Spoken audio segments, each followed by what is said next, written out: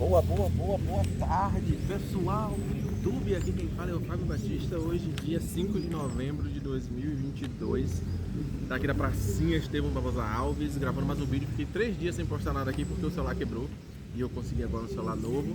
Já foi justamente quando eu fiz esse resumo desse livro aqui, Você Já Nasceu Rico, do Bob Proctor. Eu fiz o resumo e vim gravar. Quando vim gravar, a tela do celular tá quebrada. Mas agora já perdoou.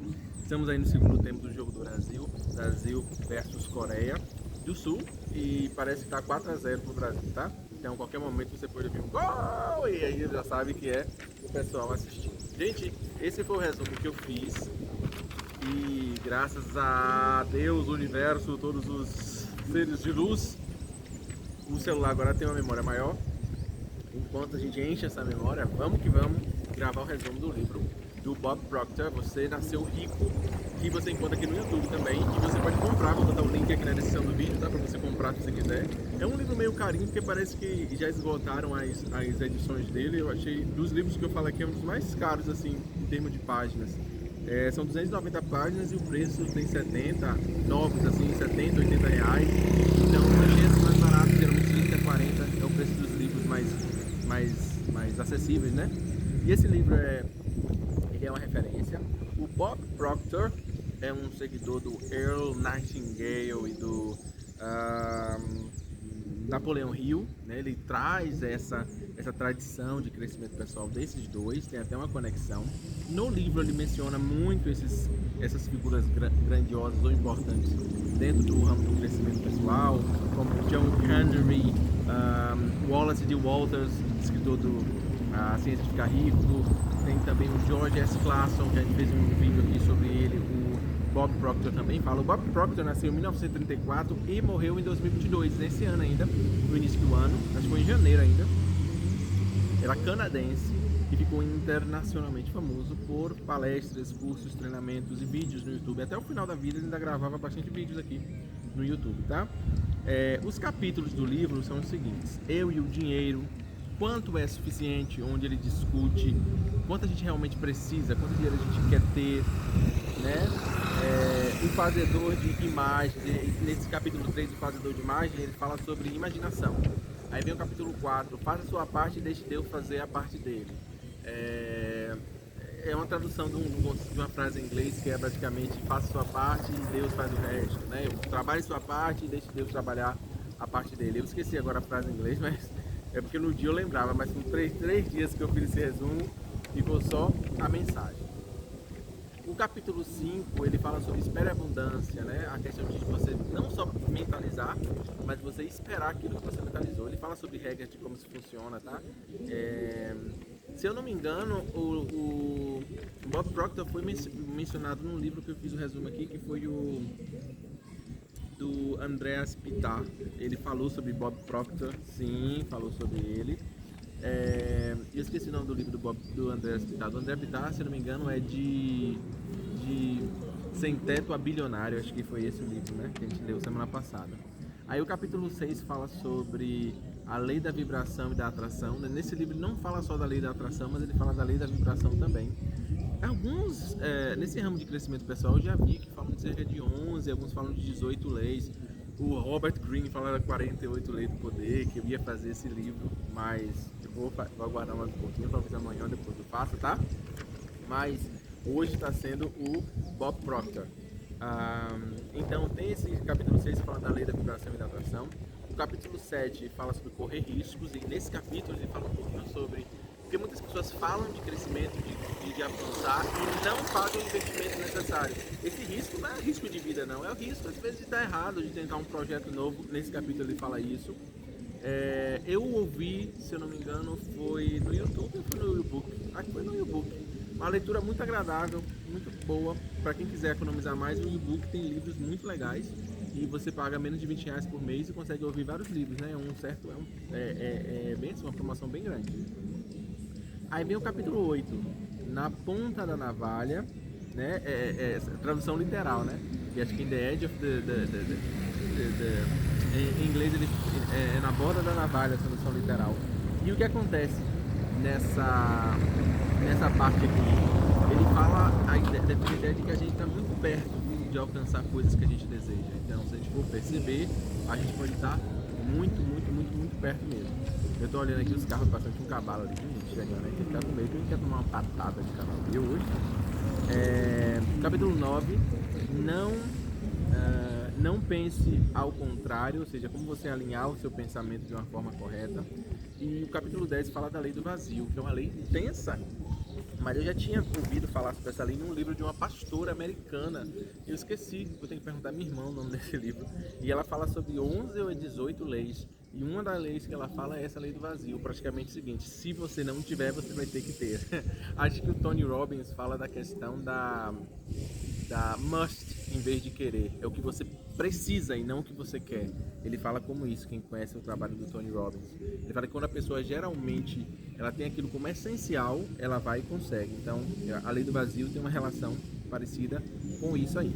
Aí eu anotei vários pontos chaves aqui, né? Um ponto-chave é que o sucesso tem um tempo, ou seja, que o resultado que as pessoas querem tem um tempo. Não adianta querer ter um filho em 2 meses, por exemplo. O filho demora de 7 a 9 meses, saudavelmente, né? E no livro ele fala um pouco sobre isso, sobre a questão de aguardar o tempo das coisas. Também ele fala sobre entender o papel da mente consciente e da mente consciente e da mente consciente. Aí ele já vai lá para aquela ideia de o poder do subconsciente, né? Quem já leu o livro também. E tem um ponto interessante também que ele fala sobre a ação correta, a importância de agir na hora certa, da forma correta para se ter os resultados. Nisso aí ele traz um pouquinho uma conexão com o livro Homem Mais Rico da Babilônia, né? Que o livro Homem Mais Rico da Babilônia fala sobre isso também, sobre essa questão de tempo, de ação, de alinhar ação e prática da forma correta para gerar o máximo de resultado. Deixa eu ver mais coisas aqui interessantes. Ele fala algo interessante, porque como eu tenho 3 dias que eu fiz isso, eu não estava lembrando aqui, tá, gente? Desculpem aí, que geralmente ele fala tudo fresquinho, assim, quando eu leio no dia, eu venho aqui com a ideia bem fresca na mente. Sim, ele fala sobre os vencedores na vida que fazem apenas de 1 a 3% mais do que os outros, segundo ele no livro, né? De acordo com ele analisou, as pessoas de sucesso não fazem tantas coisas. Eu já vi livros e textos já falarem da questão do 80-20, né? Que 20% das ações são responsáveis por 80% dos resultados, etc e tal. Mas nesse livro ele fala que, de acordo com a mentalidade dele, as pessoas que alcançam sucesso, elas só fazem de 1 a 3% mais do que as outras pessoas. Parece ser bem interessante, né? Ele também defende que tudo é energia, aí tá ligado meio aquele livro do Wallace Wattles, da ciência do rico. Vibração também fala sobre esse tema, fala sobre a importância de ficar positivo, de se estar positivo, né? Nesse livro tem um caso muito interessante que ele traz, nos capítulos todos ele traz histórias que ele conhece ou que ele sabe para exemplificar as coisas que ele defende, tá? E aqui ele fala um pouquinho sobre essa questão da positividade. Quando as pessoas flipam, elas ficam negativas, aí elas precisam ser positivadas, tá?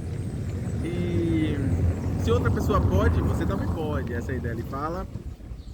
Minha mente crítica ficou pensando assim várias vezes, né? Nem tanto, depende, mas estamos falando aqui do livro que ele está falando. É comum quando a gente lê um livro, dependendo do dia que a gente está, do momento que a gente concordar ou não com o autor, viu? Tem coisas que a gente discorda, mas é um livro, é uma leitura agradável. Eu vou discordar assim como fato, assim, depende do momento. Eu concordo que às vezes é difícil concordar com algumas coisas, né? Seja positivo, etc e tal. Tem momentos na vida que é complicado. Ele fala sobre a importância do dinheiro, que o dinheiro é importante, mas não é tudo. E ele tenta discernir ou trazer pra gente entender um pouco sobre isso. Um princípio que ele traz muito nesse livro é sobre amar as pessoas e usar o dinheiro, e não usar as pessoas e amar o dinheiro. Ele fala um pouco sobre essa ideia aí. Ele fala da importância do dinheiro circular, que muitas pessoas tentam segurar o dinheiro, e ele fala, não, o dinheiro circula, porque quando ele circula, ele se multiplica. Deixe-me ver aqui. Ele fala que algumas pessoas pensam no dinheiro assim, se preocupar com o que vai dar errado, indica as pessoas se preocupar com o que vai dar certo, né? Ele fala que a riqueza busca você e não você a riqueza. Deixa eu coçar o nariz como de costume, que vem alguma coisa aqui na minha pele. Que você busca a riqueza, mas a riqueza também te busca. Tipo assim, são duas forças que estão procurando se atrair. Não é você correndo atrás da riqueza e a riqueza correndo de você, não. A riqueza também está te buscando, de acordo com como ele fala no livro. Também traz a ideia de que a realidade física é manifestada de uma realidade superior. Ele fala de espiritual, mental e acional, vamos dizer assim, no livro, né? E diz que tem duas formas de ganhar dinheiro praticamente, trabalhando e investindo. Não tem aqui na loteria, ele não defende muito essa ideia da loteria, embora seja possível, viu, gente?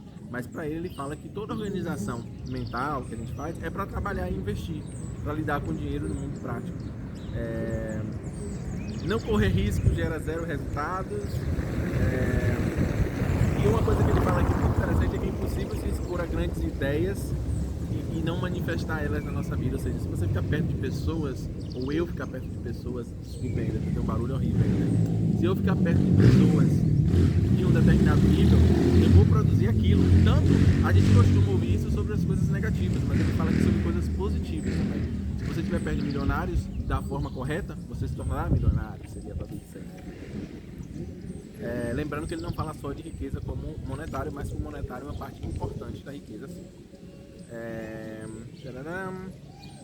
E abrir mão do velho para receber o novo, que está aí na lei do vazio, que às vezes é preciso se livrar de determinadas coisas para receber novas coisas.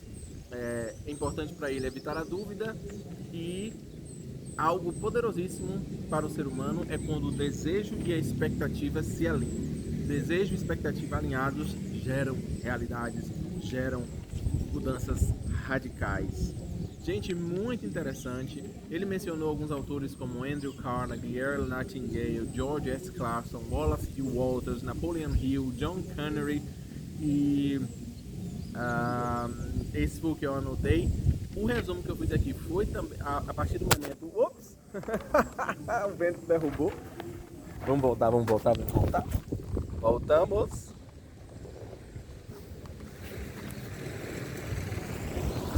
O resumo que eu li aqui foi baseado no trabalho do do Big Book Bites, do Rag Hughes e do The Reading Investor. Eu não sei se é Rag ou Bag Hughes. Depois que eu escrevi fica difícil ler, né? Foram 3 canais no YouTube que eu usei para fazer esse resumo, porque eu li o livro, mas quando a gente escuta outras pessoas fazendo resumo, a gente pega os pontos importantes de cada um. Peço desculpa aí pelo celular ter caído. Obrigadão, gente, vídeo de vocês. Daqui a pouquinho tem mais um vídeo interessante, porque esse aqui foi completo, né? Vamos ver se a gente faz o livro do Robert Greene, 48 Leis do Poder, que é complicado. Até daqui a pouquinho. Tchau, tchau.